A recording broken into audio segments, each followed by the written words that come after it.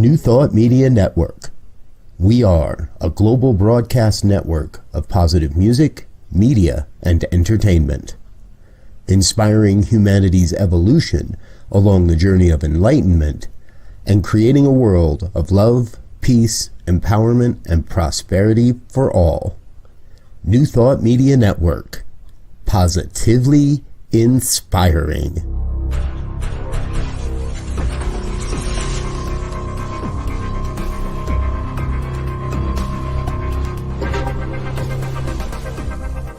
Live from a secure concrete bunker somewhere in Ohio, New Thought Media Network presents Pastor Michael Mangus with Friday's Fireside Chat, spiritual conversation for today. Here he is from the secret radio room, surrounded by thousands of watts, Pastor Michael Mangus.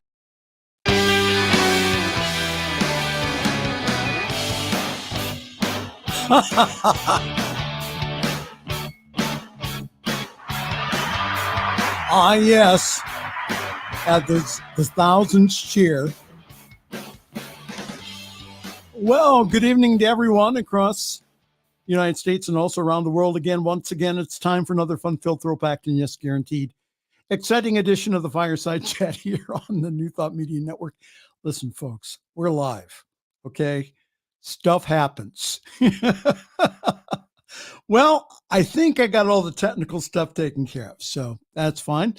So we do have a guest this evening here on the Fireside Chat, someone who we've had on Jim Webb's show.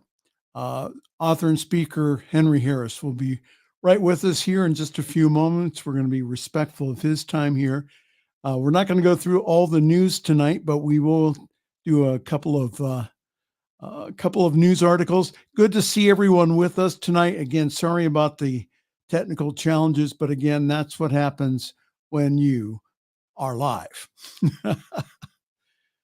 Well, a couple of stories I wanted to talk about this evening in our shortened version of the news, and that is the will of the voters. Ohio Republicans pledged to push back on abortion and marijuana issues. Isn't that interesting? Well, this is from my home state of Ohio. So again, anything from Ohio, I like to at least bring up here on the news. A majority of Ohio voters on Tuesday chose to enshrine abortion rights in the state and also to legislate recreational marijuana. Almost immediately, the top Republican officials here promised that they would try to unravel what the voters approved. So the unofficial results for both issues 1 and 2 are right around 57%. Now, what I find interesting is that, especially on issue 1, which is codifying the right for women to have safe and legal abortions here in the state. This is from a representative, Representative Huffman from the state of Ohio. He said, "Life is worth fighting for. As a grandparent of 8, the life of the baby is always worth the fight," Huffman says. The national abortion industry is funded by wealthy out-of-state special interests that spend millions, we're going to talk about that, millions to pass this radical language that goes far past abortion on demand. This isn't the end. It really is just the beginning of a revolving door of ballot campaigns to repeal or replace issue 1. Democrats here in Ohio, for their part, says that the election proved Ohioans support abortion access and don't want the GOP-controlled legislature to restrict it. Says, "I never understand and never underestimate what this Republican supermajority that is drunk on power, what they will plan to do," said the House Minority Leader, Allison Russo. She's a Democrat from Upper Arlington. She said, "But at the end of the day, the people of Ohio have spoken very loudly and clearly on this issue, not just tonight, but also in August, that they want abortion rights and they also want personal freedom." So I'd like to say this to Representative Huffman and others. If you really want to promote life, pass legislation that promotes childcare, that promotes education, that promotes food subsidies. When individuals say that they are pro-life, they really mean that they're pro-birth. There is very little support for single mothers and their families after children are born. So the voters of Ohio have spoken not once but twice this year. Please take the billions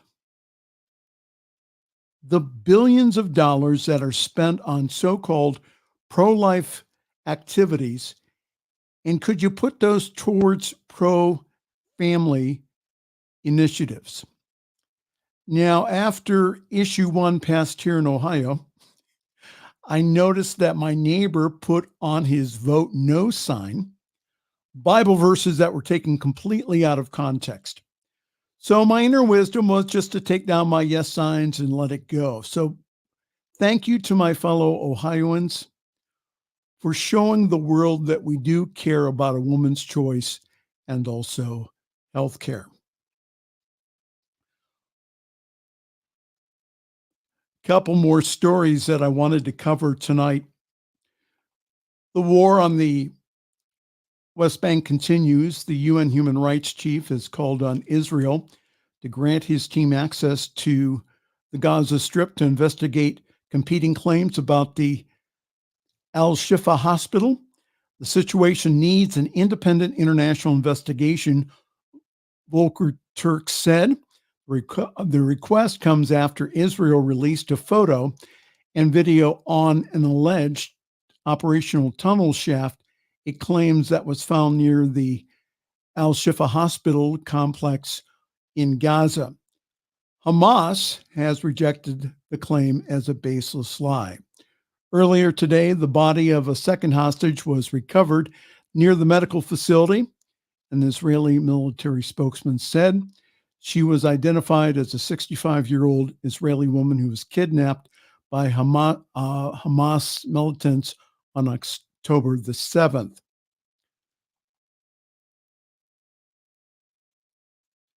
So this has caused backlash and also protest in our country. And it's what happens with individuals that feel that they need to take some type of retribution. They usually take it out on, unfortunately, not the individuals who caused it, but in the case in our country, they take it out on Israelis and also Palestinian individuals. The Department of Education has launched an investigation into 7 schools after receiving complaints about alleged incidents of anti-Semitism and Islamophobia. They are the first investigations of this kind by the Department of Education since the October 7th Hamas attack. At the conclusion of the investigations, the department will make recommendations to the schools, which risk losing federal funding if they don't comply. Earlier this month, the Department of Education issued guidance to colleges and K through 12 schools to maintain a safe learning environment amid a rise in global tensions, reminding them that they have a legal obligation to address incidents of discrimination, including against those who are Jewish, Israeli, Muslim, Arab, or Palestinian. Hating individuals does not help. That is why praying for peace in the Mideast is so important. And we can all make a stand against discrimination. Hate speech and actions just promote more hate. So my prayer is that personally that I am purged from all hatred against anyone.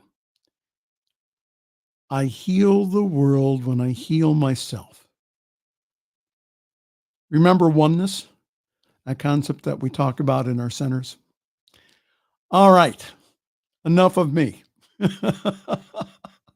Good to have everyone with us tonight. This is the Friday Evening Fireside Chat here on your New Thought Media Network. I am Reverend Michael Mangus. We're going to do a couple of announcements here, and then we're going to go right into a break, and then we'll have our guest on. We have a very special one this evening. As I find my banner. Okay.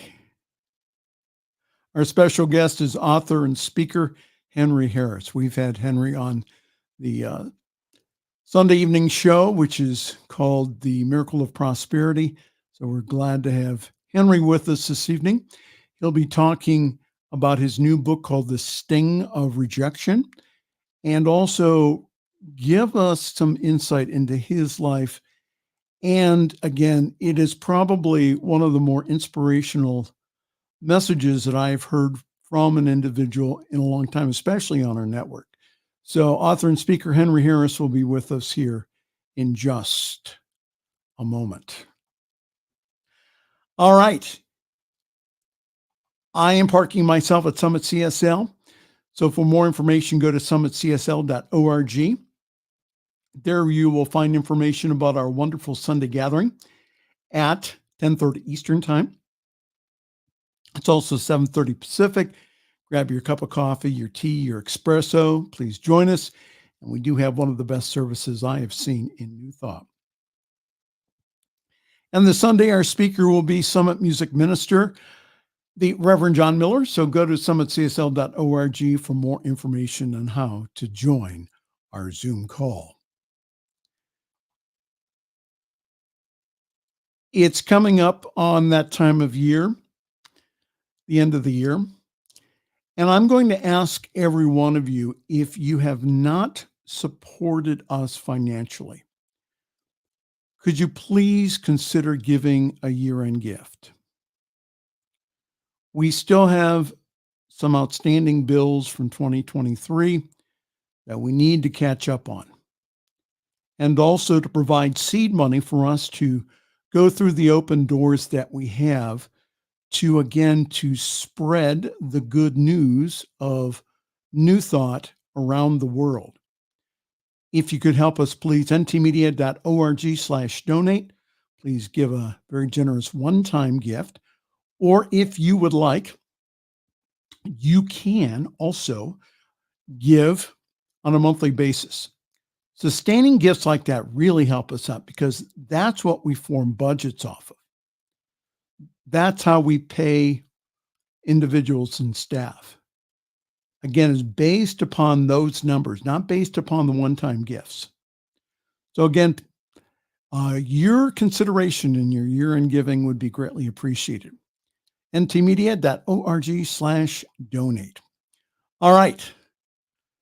We are going to do a couple of messages, and then we will be right back with author and speaker Henry Harris. This is a Friday Evening Fireside Chat here on your New Thought Media Network.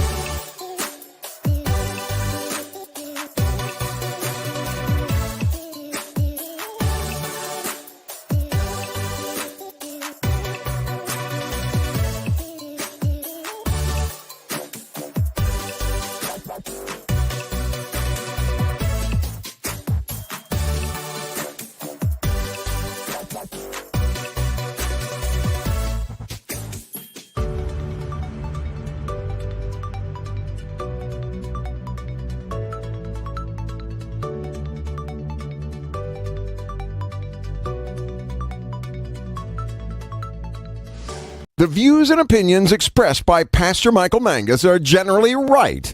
However, they are his own and do not reflect the views and opinions of New Thought Media Network, Centers for Spiritual Living, or any other person living or dead. As they say in the 12-Step Recovery Program, take what you like and leave the rest. Here again is Pastor Michael.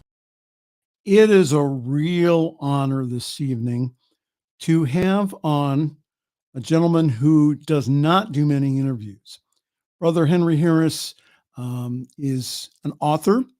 He also is a speaker, and he has a we call it in the church a testimony, but it's a really wonderful story about how that he has overcome rejection in his life. The new book coming out here next month, in January, is called The Sting of Rejection. And what Henry is talking about is how to overcome that, how to take a no and keep on going.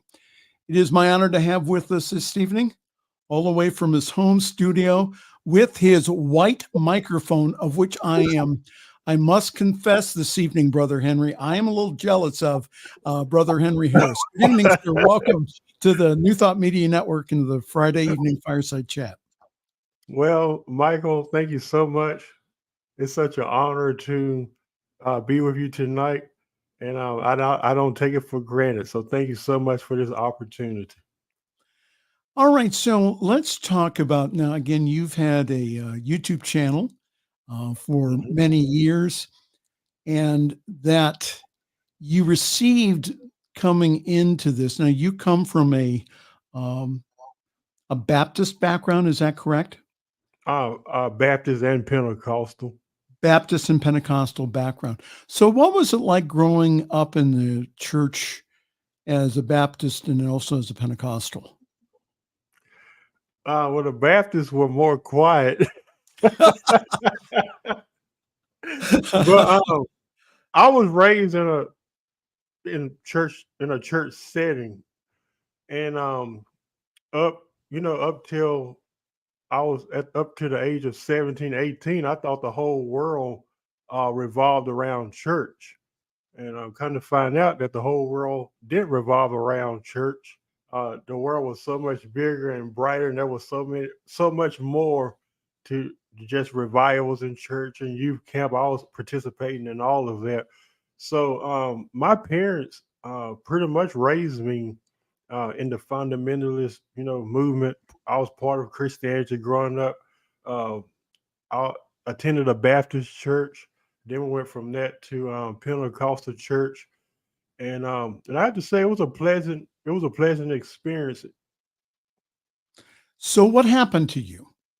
What was your kind of change in viewpoint? Your Christian views, from what I understand, have shifted over the past several years. So talk to us about what happened to you, and then how did they start to shift? I would say that I have a good friend named Cal Butler, and he always says thinking is good. Well, come to find out, Reverend Michael, that growing up in the fundamentalist camp, you were forbidden to think for yourself. You were forbidden to ask questions, in Yes. regards to scriptures and things like that. So I just started to I saw a lot of abuse of power from leaderships. I saw how professing Christians were treating people. I saw this distorted image that people painted of God. And I went along with it for so long because I was part of it. But at the same time, I felt like I said something ain't right with this. And I just started asking questions and started to dig a little bit deeper into it. And the more I did that, it seemed like the more freer I became spiritually, theologically, mentally, psychologically. It's almost like the scales fall off of your eyes when you start to see and start to question things. Sometimes I get a lot of flack for challenging the religious system. But at the same time, I'm not doing it to attack people or to hurt anyone. I'm mainly just against, manipulation, abuse, and anything that's not of love's kind. Right. And I think that too that I know that you're familiar with Bishop Carlton Pearson, who Hmm. I am still praying for the miracle. I don't care. I'm still going to pray for the miracle, my ordaining bishop. And it's just that this is what I've seen with people who have shifted their beliefs or shifting, is that what happens is that, again, they're called a heretic by the church because they do ask questions and they do find out that the Bible in and of itself is a very wonderful book or library. Hmm. However, that there is discrepancies in it. There's discrepancies in scripture. There's discrepancies um, about the prophecy of Jesus. Again, if you take scripture from the Old Testament to the New Testament, like done especially in the Gospel of Matthew, the one verse says that the Messiah will be born from a virgin. And again, quoting Isaiah. That's not what Isaiah was. If you go back to that verse and go back to the original Hebrew, that's it. It was a young woman, a young woman. So Hmm. there's a lot of things, again, that when you start seeing some of the discrepancies, that individuals will start attacking. And I see that on your page, um, where that you go ahead and you throw out something, and then they go ahead and um, good Christian people who Yeah. you are going up against their BS or their belief systems, that instead of researching like you did, what they do is they come back. And I remember just one comment from this one woman that I read tonight about they just come back with more scriptures, not understanding that there's a backstory to all of that. So tell us about the one thing is that you started to kind of branch out, and you said that you'd like to do like a podcast or YouTube channel. And then what kind of feedback did you receive, especially from the church? I started my show in 2009. And at that time, I was very heavily involved in ministry. And I was, at that time, I was praying and asking God. I was like, I feel like I'm not connecting to people, in a personal way, um, personal level. And I said, I would like to connect with people on a personal level. You can't do that when you're preaching like 2 or 3 services a Sunday. It was like you go in and you speak, and you're going out the back door. That's how massive my schedule was. So I didn't know nothing about media. I didn't have the resources, the money. But I was telling one of my friends about it, and he helped me set up a YouTube channel. Then I was thinking to myself, what could I name the show? And nobody could have ever came up with the name the Brother Henry and You Show. And I was being sarcastic. I said, well, I know who I am, but what is the and you part? And I felt like Spirit was kind of telling me that I'm gonna give you the ability or the capability to at that time to minister to people on a personal level, and not just spirituality. We talk about mental health, sexual health, relationships, marriage, divorce. I've been through a lot of that, and my goal is just to to help people get from point A to point B. I don't have all the answers, but I think that as you ask questions, as we talked about earlier, I think that's the starting ground right there. Not everybody approved of it, even in the church, because at that time I'll be 37 in January, but at that time I was probably right about 21, 22. So I was very young, very naive, excited. And you would think that the church would be, uh, pushing, let's push Brother Henry. I didn't really get much of that. I had very little support from the church world. I was told that you're not going to make it, you're not qualified, you're not good enough, you don't know what you're doing. And as a young man, that really discouraged me. And I'll be honest, I went a few months without even filming or doing anything. But some just told me deep down on the inside, are you going to be defined by their no? Or will you continue to do what I've coded and called you to do? Yes. And I'm glad almost 15 years later, I'm glad that I've stood with it. And those who have followed me on Facebook, if I had given up and listened to what they said I couldn't do or what they said I couldn't accomplish, I wouldn't have had the chance to interview Robert Tilton that you just said, and Dr. Maya Angelou and Bishop Carden Pearson. So many people. Pastor Jamal Bryant, Reverend Jesse Yes. Jackson. Yes. I've Man. interviewed people in the political world, the spiritual world, gospel singers. We're talking about like household names, and those are just a few. Dr. Charles Stanley, Pastor Bill Winston, Merlin Hickey. I can just name Wow. all. And if I would have listened to them, I would have never Judge Mathis. He's another one that came on my show.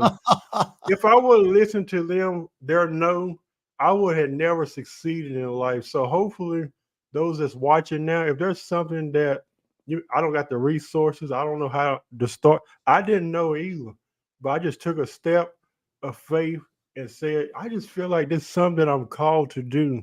And when I did that, the door started to open. Nobody knew me, and I just that's just my encouragement to those that's watching, that there's nothing impossible with you. You are not defined by their no. All you need is just one yes from God. That's all you need. So why did, again, and I kind of hear uh, some of the church mothers in saying, "Well, Henry, are you really sure you want to do this? You really, um, it's you don't have the skills. You have uh, some issues on other ends. And I could just hear you say, well, I'm just still going to do that. And the reason that you inspire me, my brother, is because that you went ahead and despite all of individuals' no's, is you went ahead and said, you know what, I'm just going to do it anyhow. Hmm. So you said again that you went ahead and you started asking A-list people in the church world and also in the political world to be on your program, and they did. You were mentioning about uh, uh, Reverend Tilton Hmm. and how that he does not grant interviews very Oh much. no, no. And so you were able then to get in to talk to Robert Tilton.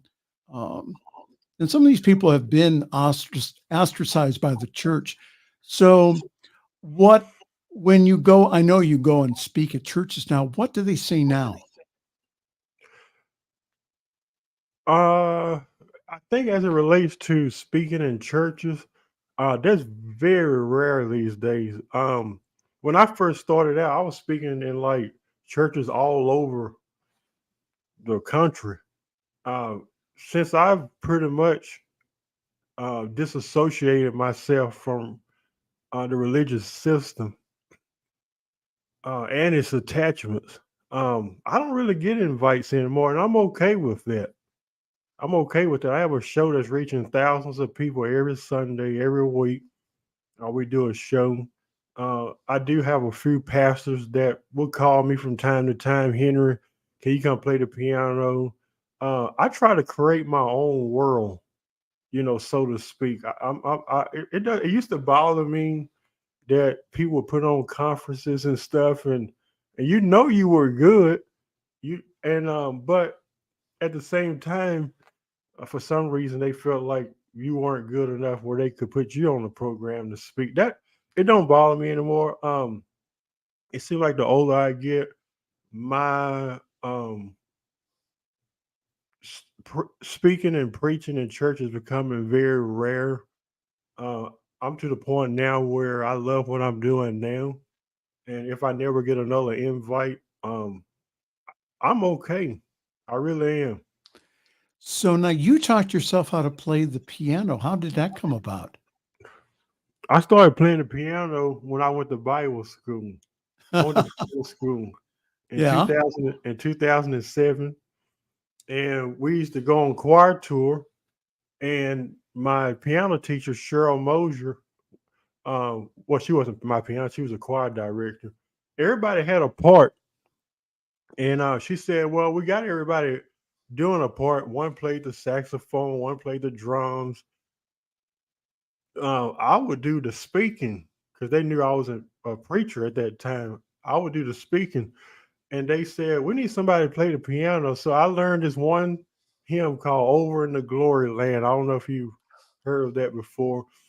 So I've learned that, and then I started to sit. We used to stay in parsonage at different places, and some of these places, the church was on the same place where the parsonage was, and the Hmm. church was always open, and the piano was in there. I was like, I really like this. So I started playing and playing and playing, and pretty much just self learned different worship songs and jazz, and I just kind of sat there and just kind of felt that out, and that's pretty much how I developed my talent in playing the piano. How wonderful. And again, that uh, I hope this is inspiring you for you to take action too in your life. If there's something that you want to do, go do it. Please Yeah. just go do it. And I tell folks, I went back to school when I was 57 to go back and get my master's degree and also to go through formal ministerial training, of which I did not have up until 2016. So I just went Mhm. ahead and did it and just put one foot in front of the other. And that's what I really want to encourage everyone this evening, by having Henry on, is that you go do what the Lord Spirit tells you to do. You are here on purpose. You are here on mission. You are here to shine your light. And like Henry, is that there are some people who are not going to like your light, and that's okay. That really is. You can go ahead and you can let them go. So, Henry, talk to me about how you became an author. What happened there? I always love to write. If my teacher is on Facebook, she'll tell you. As a kid, I used to just write all the time. I never thought I'd be an author though. I've never been one of those people that's like, oh, I want to do a show. I want to be an author. I want to do this because everybody else is doing. I've never been that type of person. But I've always loved to write because um I'm very creative in thought. It plays out in my head, so to speak, like a movie. What to say, and I can sit there for hours and think and write. So I would say pretty much that passion developed um, at a very early age, attending school. So that caused you to write your first book. Tell us the title and why did you write that? My first book, I believe, came out in 2022, Facing Our Wounds. Uh, there are so many people. We are a traumatized people. All of us have been well, that's by religion, by a bad marriage. We've all been traumatized in some way. So that book pretty much focuses on trauma, but also it focuses on pain because trauma is a universal language. It's something that we've all go through. The title of the book is a little bit triggering because it's called Facing Our Wounds. And typically, um, many people do the opposite. Instead of facing our wounds, we do what? We go the opposite way. We don't want to revisit what traumatized us. So what that book does is it helps get people to a place where they can learn how to navigate and deal with the trauma in such a effective way that when and if it does come, you'll know how to handle it. So what I've noticed, especially in the church world, and I've done this too, is go ahead and put a good, the spiritual Band-Aid on all my past hurts, thinking that, okay, well, the Lord will heal them. And then they come up to bite me as far as with any type of, for me, it was addiction. It was depression. It was anxiety. So what is your opinion about individuals putting on the spiritual Band-Aid, and what is the solution to that? I would say, because I deal with depression from time to time, or at least I feel depressed, like literally for no reason. I feel like the church,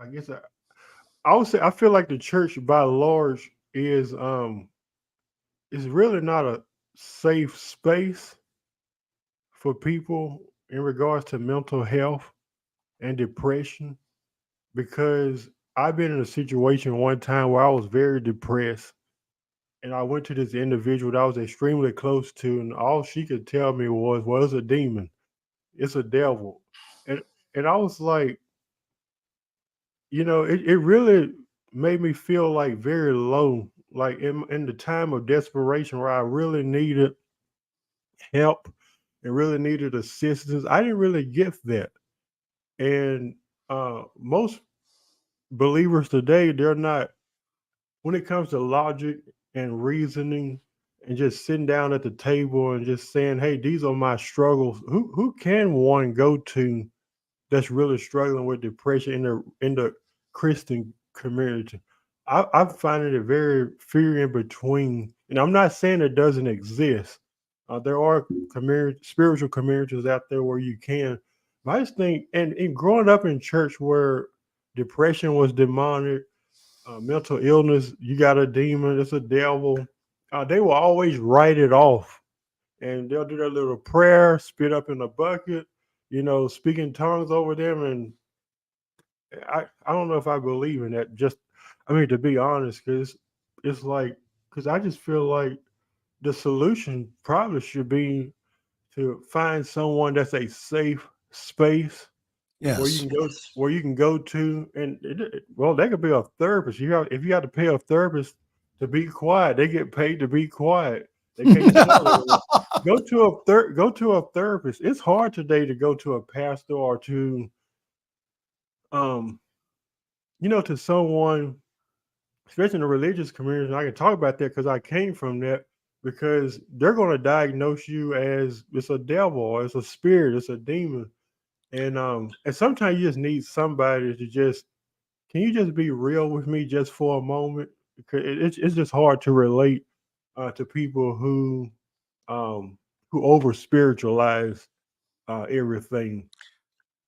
Yeah, I know that for myself, that especially going through formal ministerial training the past few years, is that um, I think that overall pastors are being trained better if you Yeah. go to a seminary, and that they're learning to recognize mental illness and know it's not the demon that you need to have prayed out of you, but how can we show uh, the love of Christ? How can we show the love of Jesus in that situation, rather than to go ahead and to, again, to demonize an individual because they have feelings of depression? And again, I've been in the church world too for a long time, Brother Henry. And that's what I've seen too. I've seen again that, and some really bad counsel coming from the pastor's office, um, There, especially there are about. there are also Go ahead. churches. Oh, I'm sorry. There are also churches too that do have mental health departments, and I really love that. There are some pastors now that are, if they feel called to that, they're actually going to go get their license in that area of mental health. So I think that's a plus, for anyone who's in ministry that's dealing with people. They should have a department or something. I know a lot of churches don't, but I just feel like everything is not a demon. Right. And also, I think that too, the chaplain's training now. when you are trained to be a chaplain, that you're trained to love everyone, no matter where they're at. Don't try to change them. Don't try to proselytize them. Just again, be where they're at with their beliefs, and then have them, with their beliefs, have them use those beliefs to get better, to support their recovery in whatever way that is. So tell us about the new book coming out in January called The Sting of Rejection. What made you want to write that as your second book? Well, The Sting of Rejection is a book that will help people to live their lives from the inside out instead of from the outside in. Often people ask me, well, what does that mean? Oftentimes we put a lot of emphasis and focus on the outside. Let me give you some examples. Um, they don't like me. They don't affirm me. They don't accept me. They don't approve of me. All these things that we look for on the outside, when it's such a beautiful thing where you can give to yourself what you're looking for in other people. So the book will help you to live your life from the inside out and actually kind of revert and ask yourself, do I even like who I am? Have I fully embraced and accepted me? Do I validate myself? And that's what the book pretty much does. It helps you to do that. And also what it does is I feel like um, I feel like a lot of people are hurt in the area of rejection. If you look at the cover of the book, it shows a man standing pretty much in the desert alone. And we've all done that. Rejection has become a place of identity for many of us. It's become our home, and we feel like it's going to always be this way. Isolation has become an identity for many people. But I feel like we don't have to stay there. We Those are experiences that we may go through, but we are not those experiences that we may face. Unfortunately, when we don't know who we are, we become vulnerable and open to what people say, feel, and think about us. So the book will help to get you out of that area of what people think, feel, and say about you, because when you know who you truly are, you'll tell yourself, I will not accept anything that doesn't match the truth of who I am. Well, who am I? Who are you? I didn't know who I was at one time. And then I had to look myself in the mirror as I was writing this book. I said, Henry, I know you feel this way about yourself. But he said, but I felt like in my heart, I felt I was saying to myself, uh, you feel worthless, you feel lost, you feel abandoned, you feel isolated, you feel alone. And I started to tell myself, I'm pure of heart, but I make mistakes. I'm pure of heart. I'm good. I'm amazing. I'm awesome. And a lot of times it's hard to believe those things when you were bullied as a child. And I talk about that in chapter one. Chapter one is called The Root of Rejection. I go all the way back.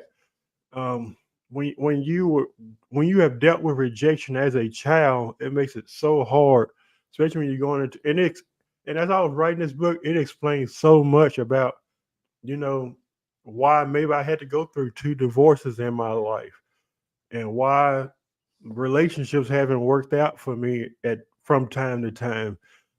And I think a lot of it was just rejection. I took my that what the rejection I dealt with as a child into my adulthood. So I'm so glad that even though it hurt, even though it was like ouch, even though it was a sting, I had to I had to deal with it. And that's why I'm calling it the sting of rejection. There is so much more to this book than that. And I'm so glad you asked me the question.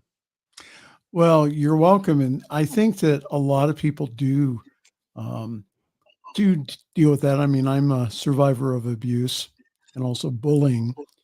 And that I think that that's where what I heard you say was that basically is that you needed to take all those things that people said or that you felt that you were and start changing them around to the truth about you.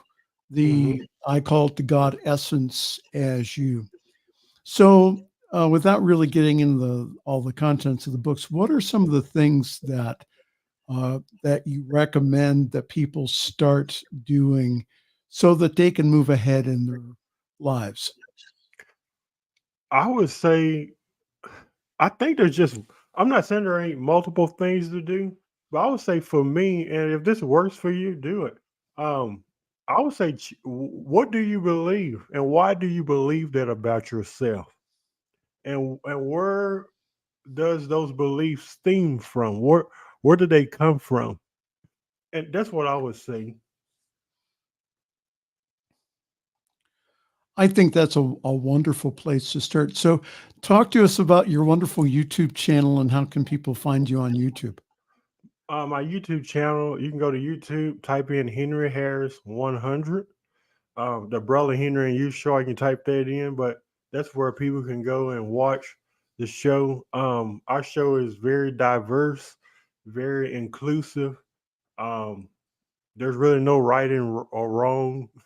I'm just very open to what people have to say. I'm not real quick to disagree anymore because in the areas where I was so fast to disagree at one time, I look at those as opportunities to learn where people are at on their journey, their spiritual journey, or their walk in their lives. To me, it's not really about being right. I just want to hear people's hearts. Our show is very, like I said, very inclusive. We have LGBT people on our show. We have pastors on our show. We've had TV people on our show. Um, m- like somebody said, there is probably anyone that Henry hasn't interviewed because that's just where my heart is at. I'm just a people's person. I want to hear people's story. I don't judge anyone. Everyone is invited to the party. Well, and again, that there's probably a list of people that. So, who are three people that you would like to interview in the future? Oh, nobody's ever asked me that question. I would say President Barack Obama. Okay. I would love to talk to him. And when I say these names, I'm actually envisioning it in my head, and I speak it into the atmosphere. And for Yeah. some reason, every time I do that, I get an approval email. so, um, and so President Obama is somebody I would like to interview. Um, who else? Tyler Perry. Yes. He's an actor, producer. I would love to Mhm. interview him, and I would love to interview Oprah Winfrey. Oh, wow, how wonderful. Yeah, Well, I've good. got Well, other I big. mean, you I've got other big names, so why can't I? Why can't you I know get what? them? Why not? Again, you've had a lot of people that, again, that you've asked, and they have, for some reason or another, they sent something in you that they said, "Oh, Henry's not going to beat me up. He's going to." Um, I've yeah, had I some of them. go ahead. I've had some of them tell me that they said because I always ask why did you come on. They said one in particular. I don't know if you know Perry Stone. He's on TV. Yes, Uh, his team said he felt safe with you, and when I heard those words, that just brought tears to my eyes. I said I want everybody to feel safe with me, yes, especially when you're famous. They get a lot of flack, a lot of they get attacked a lot. But when you have somebody tell you they feel safe with you, like that, that's like that's very like priceless. yeah. And anyone who's seen this show over the past 3 years is that I don't ask gotcha questions. I feel safe with you. Oh, thank you. Well, no, I don't, the thing is, I think that, even if we disagreed, that would be all right. I'm okay with that. I think that, we can, like, for example, like my neighbor who wrote Bible verses all over his vote no sign. which I thought was really interesting. He quoted, Yeah. what did he quote? He quoted Exodus 20:13, which is thou shalt not murder or thou shalt not kill, and also John 3:16, which I Oh thought my. was really interesting to put on a sign after that. Um, Again, did Jesus mention abortion in the New Testament? Of course not. And Mm-hmm. also that there's, I don't know. I think, caring about women and their choices for me is important. And I think that too, that we need to also provide support for single mothers who decide to go ahead and to bring their unplanned pregnancy to full term. I don't see that yet. Yeah. I see. It's Go their ahead. bodies too. Well, how as a man, I'm just speaking as a man, how as a man, because I don't have that choice, but how can I make that choice for another individual? That is made between them, their God, if they believe in one or not, and also their doctor. That's not a Yeah. decision that's for me to make. And so, what I encourage individuals to do, especially, uh, we offer on this program, we're real, and we offer hopefully some solutions that, again, that we speak into the atmosphere of, again, of being pro family, of supporting um, single moms, especially and also for men, especially in spiritual communities, to be the father for uh, for young men and women, to be there for them. Henry, our time has flown by. Is there anything you'd like to leave our audience with tonight? Yeah. I would just like to say, just be encouraged. Know that you are amazing. You're pure of heart. There's nothing that's impossible for you and with you, and I wish you the best. Oh, can we get an amen from everybody? Amen. Amen. Hallelujah. Amen. Amen. See something that people don't understand is my first few years in church, coming back to church, were in mostly Black churches where I was the lightest skinned individual in the room. So we used to have church sometimes 2 and 3 hours. Ooh, yeah. I Ooh, believe it. yeah. I believe it. I believe it. Henry, again, thank you so very much. The book is coming out in January. It's Uh, coming out in January. We're gonna have a lunch party, I believe, January the 4th. mhm. I'll send you that link, and Yes, please. I'm gonna be sending it out early, and it's just a link you hit going, and then once it premieres live, everybody will be notified. We have some special guests. The keynote speaker is Reverend Dion Boyce. We Okay. have some Dino Carsonoxus, the famous piano player. He's gonna be on. We Dino. got a lot. Oh yeah, we got a lot of. Wow. Yeah, he's been on my show a few times too. So we got a lot. It's gonna be a real. It's about an hour and 20-minute event. It's gonna be some singing, some meditation, a little bit of everything on there. Yeah. People giving some encouraging words on what rejection means to them. But it's gonna be a great lunch party, January the 4th. So everybody should be expecting to get that link here soon. Dino Carcinakis, who used to be the piano player for For Catherine Coleman. Catherine, yeah, Coleman, he's come on another, my show about 4 times. yes. Yeah. Talk about an interesting past. You should read something about Catherine Coleman and all the stuff that she had to go Oh through. I yeah, mean, oh yeah. she was not an overnight success, had a divorce that she went through and a lot Mm-hmm. of other things, but she kept on, keep on keeping on. And that's Mm-hmm. exactly what she did, And I want to say this to everyone out there again, if you have a desire in your heart, and especially if it has not gone away, please go do it, because Yeah. that's a Well, spirit in you saying, just go do it. and you will be supported on the way. You will be guided on the way. And again, that there's any way our network can help. Again, prayer at ntmedia.org.